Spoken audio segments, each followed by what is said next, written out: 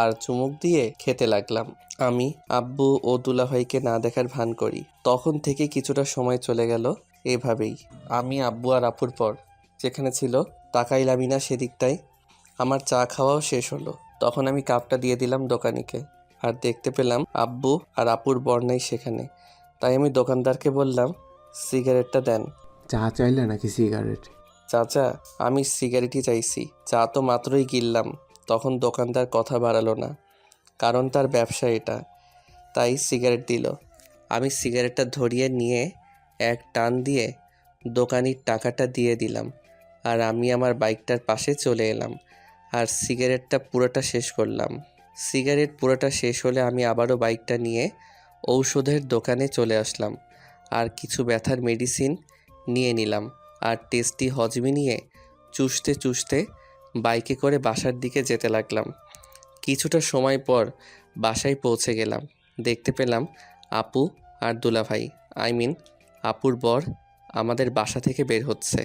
তখন আমি আপুর বরকে জিজ্ঞেস করলাম, ভাইয়া চলে যাচ্ছেন নাকি? হুম, কই ছিলা তুমি? ওই একটু আমাদের বাজারে গেছিলাম। ঠিক আছে। তখন আমি বাইকটা দাঁড় করিয়ে আমি দুলাভাইয়ের কাছে চলে আসি আর বলি, শুনুন দুলাভাই, আপনার পাশে যে মহিলাটা আছে তাকে আর এ বাসায় আসতে দিয়েন না, একেবারে ফাজিল। আর তুমি কি বদমাশ নাকি? দুলাভাই, আপনি কিন্তু আপুর পক্ষ নিচ্ছেন। আমার পক্ষ নিবি নাকি তোর পক্ষ নিবি? আমার জানে মান। শোনো, আমি যদি তোমার আপুর পক্ষে না নিই তাহলে আমাকে রুমেই থাকতে দিবে না। ওকে দুলাভাই, বুঝে গেছি। বুক ফাটে কিন্তু মুখ ফুটে না, তাহলে কতটা ফাজিল মেয়ে।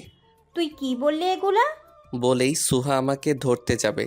আমি আর এক সেকেন্ডও দাঁড়িয়ে না থেকে বাসার ভিতরে দিকে দৌড় লাগালাম। সুহা, আপু আর দুলাভাই চলে গেল। আমি বাসার ভিতরে দৌড়ে আসতেছিলাম, তখন দেখতে পেলাম আব্বু মাথা মুছতে লাগছে। আমি দৌড় থামিয়ে আস্তে আস্তে যেতে লাগলাম, হাতে মেডিসিন, যাতে উমার পায়ের ব্যথাটা কমে যায়। আব্বু আমাকে দেখে নিল। সূর্য, দাঁড়া। হুম। আব্বু, কিছু বলবা? কোথায় ছিলি এতক্ষণ? আমি কিছু বলার আগেই আম্মুই কই থেকে যেন চলে এলো আর বলল, আমি তো সূর্যকে একটু দোকানে পাঠিয়েছিলাম ওষুধ আনার জন্য। ওষুধ কেন? তোমায় না আমি আজকে সকালে অফিসে যাওয়ার আগে বলেছিলাম আমার আপার মেয়ে আসবে, ওমা তো আসছে। ভালো, বাট তার সাথে এই ওষুধের কি সম্পর্ক? উমার পায়ে ব্যথা পেয়েছে। কেমনে? আমি জানি না। চল তো দেখে আসি আমি একবার। আমি মাথা নাড়ালাম শুধু।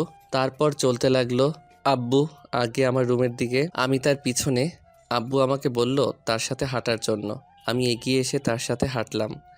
আব্বু আমার দিকে খানিকটা সন্দেহের দৃষ্টিতে তাকালো, আমার ঠোঁটের দিকেও তাকাচ্ছিল। আমি টের পাচ্ছিলাম, কিন্তু আব্বুকে বুঝতে দেইনি যে আমি তার দেখা পরীক্ষা করা টের পাচ্ছি। তাই আমি সাধারণভাবেই হাঁটতে লাগলাম। আমার রুমের দরজায় আসলে আব্বু আমার হাতটা ধরল। তখন আমার বুকটা ধুকধুক করতে লাগছিল বেশ। আব্বু বলল, তুই ওষুধের দোকান বাদ দিয়ে কি আরো কোনো দোকানে গিয়েছিলি? হুম আব্বু। কেন? চা খেতে। ঠিক আছে, চল এবার। তারপর আব্বু আমার হাতটা ছেড়ে দিয়ে দরজা দিয়ে আমার রুমের ভিতরে চলে গেল, আর আমার বুকের ধুকধুকানিটাও কমতে লাগলো। আমি বাম সাইডে হাত দেই আমার হার্টের উপরে, আর তারপর আমিও রুমে ঢুকলাম। রুমে এসে দেখতে পেলাম উমা ঘুমিয়ে আছে। তখন আব্বু বলল, ঠিক আছে, আমি গেলাম। আমি মাথা নাড়ালাম। অতপর আব্বু চলে গেল রুম থেকে, আর আমি মলমের প্যাকেটটা খুললাম আর মলমটা হাতে নিয়ে সেখান থেকে কিছুটা এক হাতের মেঝেতে নিয়ে উমার পা বরাবর ফ্লোরে বসে পড়লাম, আর এক হাত দ্বারা উমার পায়ে রাখা কম্বলটা সরিয়ে নিয়ে দু হাত দিয়ে মলমটা লাগিয়ে দিলাম উমার পায়ের ফোলা অংশে। তারপর আবারও কম্বলটা ঠিক করে দিলাম, আর আমি হাত ধুয়ে সোফায় গিয়ে শুয়ে পড়লাম। আমি আমারই রুমে শুয়ে আছি, দরজাটা খোলা অবস্থায় রয়েছে, আর বিছানায় উমা ঘুমিয়ে আছে। আমি যে সোফায় শুয়ে আছি সেখান থেকে উমার মুখ দেখা যাচ্ছে। উমার মুখমণ্ডলটা খুবই নিষ্পাপ লাগছে। আমার কি হয়ে গেল নিজেও জানি না। উমার মুখের দিকে তাকিয়েই আমাকে নিয়ে গেল আজকের এয়ারপোর্টের ঘটনায়। আবার বাইকের সমস্ত কিছু মনে করাচ্ছে। এতটাই যে শেষ তা নয়, আমাদের বাসায় আসা, সুহার সাথে কথা, আম্মুর সাথে কথা বলা, আর খাবারের মধ্যে আমার দিকে তাকানো, এমনকি খাবারের শেষে সুহা আর আম্মু রুম থেকে বের হয়ে গেলে খুব কিউট করে আমাকে থ্যাঙ্কস জানানোটা, সব কিছুই আমার চোখের সামনে ভাসতে লাগছিল। এই সব বিষয় ভাবছিলাম আর অনুভব করছিলাম। ঘুমিয়েও গেলাম। মাঝরাতে কিসের যেন শব্দে আমার ঘুমটা ভেঙে গেল। তাই আমি সোফায় শোয়া অবস্থায় দেখতে পেলাম উমা বিছানায় নেই। আমি দ্রুত বসে পড়লাম সোফায়। আরও দেখতে পেলাম রুমের দরজাটা আগের ন্যায় খোলা অবস্থায় রয়েছে। তখন আমি আর বসে না থেকে দাঁড়িয়ে পড়লাম। আর রুমের সমস্ত জায়গায় দেখলাম, বাথরুমে দেখলাম, কিন্তু উমা নেই রুমে। তাই আমি বাহিরে চলে আসলাম আর উমাকে খুঁজতে লাগলাম। অনেক খোঁজাখুঁজির পর আমি কিচেন রুমে গেলাম, তাও পেলাম না উমাকে। সেখান থেকে দেশলাই নিয়ে নিলাম আমার হাতে আর বাহিরে আসলাম। বাসার বাহিরে এসে কি মনে করে দেশলাইয়ের একটা কাঠি জ্বালালাম। আর তখন উমা কোত্থেকে আমার নিকটবর্তী হয়ে গেল আর আমরা দুজন পাশাপাশি। শুধুমাত্র দেশলাইয়ের কাঠিটা আমার হাতে, এর জায়গাটুকু বেঁচে আছে। আমি উমার দিকে তাকিয়ে আছি, কারণ উমাকে এই দেশলাইয়ের কাঠির আগুনেও অনেক সুন্দরী লাগছিল। আমার হাতে দেশলাইয়ের কাঠিটা আগুন আমার হাতের আঙ্গুলের স্পর্শ করবে, তখনই উমা দেশলাইয়ের কাঠিটা ফু দিয়ে নিভিয়ে দিল। আর তখন আমি ওর দিকে তাকানোটা সরিয়ে নিয়ে উমাকে জিজ্ঞেস করলাম, তোর না পায়ে ব্যথা? তাহলে এত রাতে রুমে আর বাসার বাইরে কেমনে আসছিস? আর এখানে এসে কি করছিলি? আমার পায়ের ব্যথাটা সেরে গেছে, আর রুমের ও বাসার বাইরে এসে ওই দূর আকাশের খোলা চাঁদ উপভোগ করছিলাম। তোর কি চাঁদ অনেক ভালো লাগে? এই চাঁদটা সবারই ভালো লাগে, কারো অল্প কারো অনেক। তাই বলে এত রাতে এভাবে?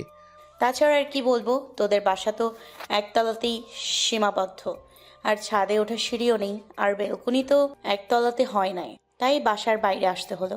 উমার কথায় যুক্তি আছে, তাই আর সে ব্যাপারে উমাকে কিছু জিজ্ঞেস করলাম না। অন্য ব্যাপারে জিজ্ঞেস করলাম, তোর কি চাঁদ উপভোগ করা শেষ? ওকে, চল তাহলে বাসার ভিতরে যাই। তারপর আমি আর উমা বাসার ভেতরে এসে কিচেন রুমে দেশলাইটা রেখে নিজের রুমেও চলে এলাম। রুমে আসার পর আমি সোফায় গিয়ে শুয়ে পড়লাম। তখন উমা রুমের দরজাটা বন্ধ করতে যাবে, সেটা আমার নজরে পড়ল শুয়েই। তাই আমি উমাকে বলি দরজাটা বন্ধ না করতে। উমাও আমার কথায় আর দরজা বন্ধ করলো না। উমা গিয়ে বিছানায় শুয়ে পড়লো আর আমাকে বলল, আমার এখানে বিছানায় অনেক জায়গা অবশিষ্ট আছে, তুই এসে এখানে শুয়ে পড়। না থাক, তুই ঘুমা বিছানায়। ওকে। বলেই কম্বলটা টেনে নিল উমাকে দেখলাম ও চোখ বন্ধ করে নিয়েছে, তাই আমিও চোখ বন্ধ করে নিলাম আর কিছুটা সময় পর ঘুমিয়েও গেলাম। সকালবেলা আমার ঘুম ভাঙলো। আমি সোফায় বসে পড়লাম, দেখতে পেলাম উমা ঘুমাচ্ছে। খুব সুন্দর দেখাচ্ছে উমাকে। আমার এমন হয় কেন উমাকে দেখে? মনে হয় এই জীবনে আমার দেখা সবচেয়ে সুন্দর মেয়ে উমা। শুধু তাকিয়েই থাকতে ইচ্ছে করে। গতকাল রাতের দেশলাইয়ের মাঝামাঝি সময়ের কথাও মনে পড়ল। নিজেই ভাবছি আর ঠোঁটের কোণে কেমন যেন হাসি আসতে লাগছিল। উমাকে দেখার পর আমি সব কিছুই ভুলে উমাকে নিয়েই ভাবছি শুধু। এটা কি তাহলে কোনো রোগ হলো আমার? আমি সোফায় আর বসে না থেকে বিছানার পাশে গেলাম আর ওর মুখের ন্যায় আমি ফ্লোরে বসে পড়লাম আর ওর দিকে তাকিয়েই রইলাম। এভাবে বেশিক্ষণ আর তাকিয়ে থাকা হলো না। উমাও হয়তো ঘুমের ঘোরে বুঝতে পেরেছে যে কেউ তার দিকে তাকিয়ে আছে মায়াভরা দৃষ্টিতে, তাই উমাও চোখ জোড়া তার খুলে নিল।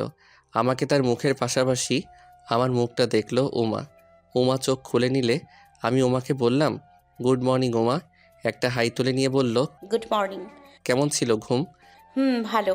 উমাও আর শোয়না থেকে উঠে পড়লো। আমি বসতে বসতে বললাম, তুই কফি নাকি চা? কফি। আর তুই?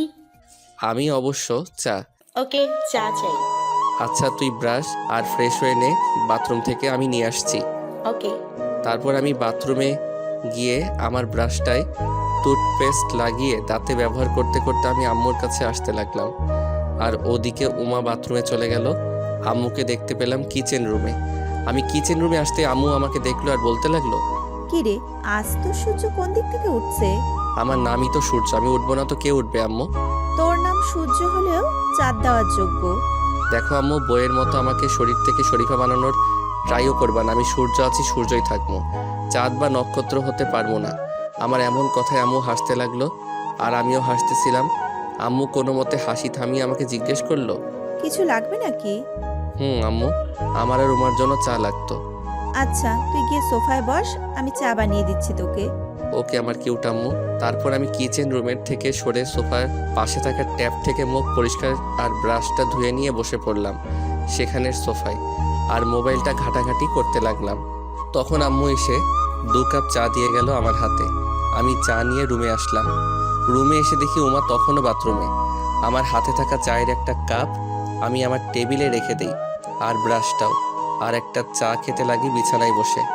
কিছুটা সময় পর উমা বাথরুম থেকে বের হয়। বাথরুমের দরজার শব্দে আমি সেদিকে তাকাই আর দেখতে পেলাম উমার শরীরে শর্ট ড্রেস। আমেরিকার মেয়েরা যেমনটা ড্রেস পরে থাকে সেখানে ঠিক সেরকমই ড্রেস।